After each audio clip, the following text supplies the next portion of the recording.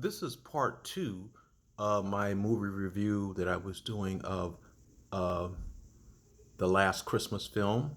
The actress that portrayed the Amelia Clark character's sister, her name is Rebecca Root, and in the film, Rebecca Root, from her perspective, her character felt that she was not the favorite child.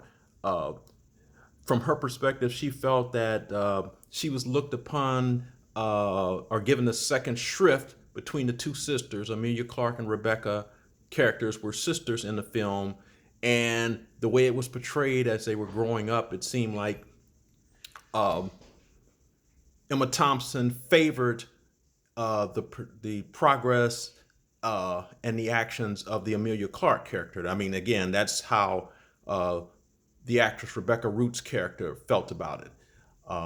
And later, as time went on in the movie, she found out that that wasn't exactly the truth. And but those types of dynamics can play out between siblings. A lot of times, there's sibling rivalry and perceptions and misperceptions on how parents favored one sibling over the other or whatever. So I mean, that was sort of believable to that tension or whatever. And in addition to that, the Rebecca Root character had a secret, and now this is a spoiler alert that's coming out. If you don't want to hear the particular secret that's going to be in the movie, you can stop it right now and look at my review after you've seen the movie. It turns out that she's been hiding the fact that she's a lesbian and she had a lesbian relationship, and in fact had a lesbian girlfriend that she had keeping hidden from the family. And the Amelia Clark, in a fit of anger during a family sit down dinner, sort of divulged that inadvertently. But again, the way that was done was quite believable. Which leads to another good aspect about this film.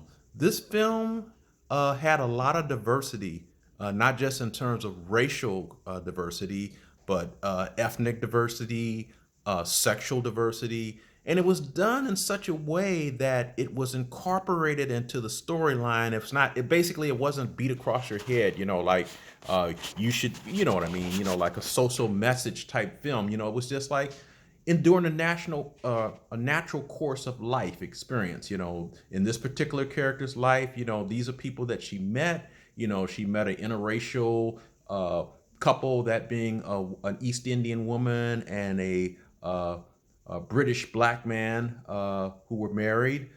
She had a friend that was of also of East Indian or Asia or Arab descent. I couldn't really tell. They didn't really discern that in the film. That was a friend.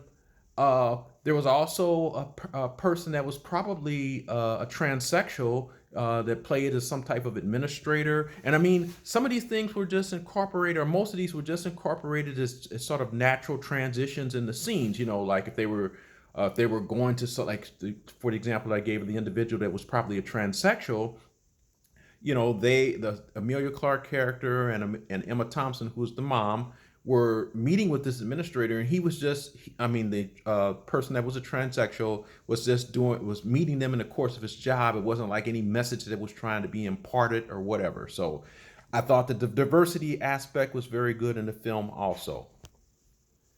In terms of how the film looked, the cinematography was excellent.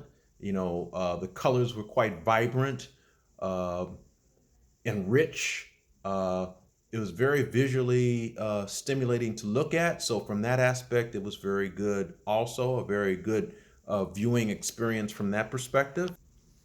And finally, in terms of the storyline itself, uh, it had enough twists and turns that it went in a direction that it did not. You thought you were going to look at a very good, but in some ways predictable, comic romantic comedy or whatever. But then, now this is a final spoiler alert. Please stop at this point if you don't want to hear a substantial plot divulging, and look at my video another time. Spoiler alert. I'll give you time to pause the video or step away or whatever. Okay, it went in a Sixth Sense the direction, the conclusion, in terms of like her relationship uh, with the Henry Golding, I mean, when I say her, I'm talking about the Amelia Clarke, who was the central character. Her relationship with Henry Golding turned out to be not what she thought it was, and that it had a. I'll just put it like this. I won't even, really go into the Sixth Sense.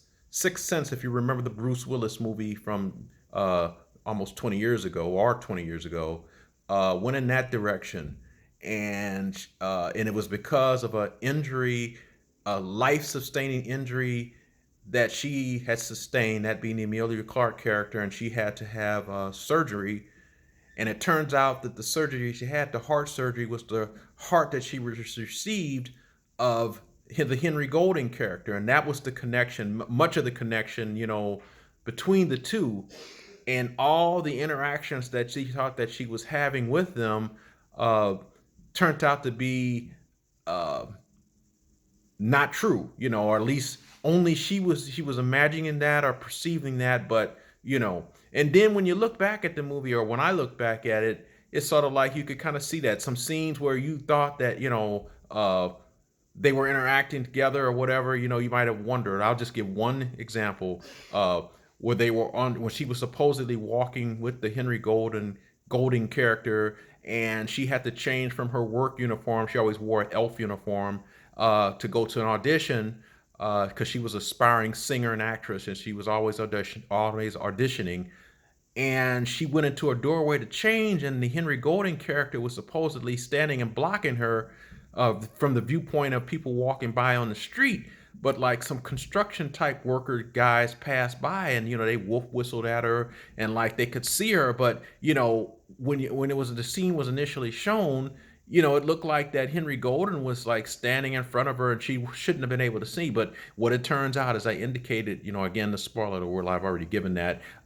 Actually, she was just dressing, and the Henry Golden character was not there. So that uh, major plot divulgence, the twist and turn, so to speak, it was very well done. Very well done. I didn't, and usually I'm pretty good because I've seen so many films that I can usually spot something like that, but they did it so well. The director did it so well uh, that Mr. Feig is the director, that I didn't even realize that. So all in all, I would recommend this film to see. I think it's a very good romantic comedy. As I indicated, well acted. Cinematography is excellent. The chemistry between the characters is good. The interplay, the dialogue is quite fine. So, again, I'm a novice at this, but I do appreciate films. I hope that this is helpful. If you stopped it at points when I gave the spoiler alerts, please feel free to come back and look at it again and see if I hit it on target or not, in your opinion. Hit the like button, please. And I appreciate your support as always.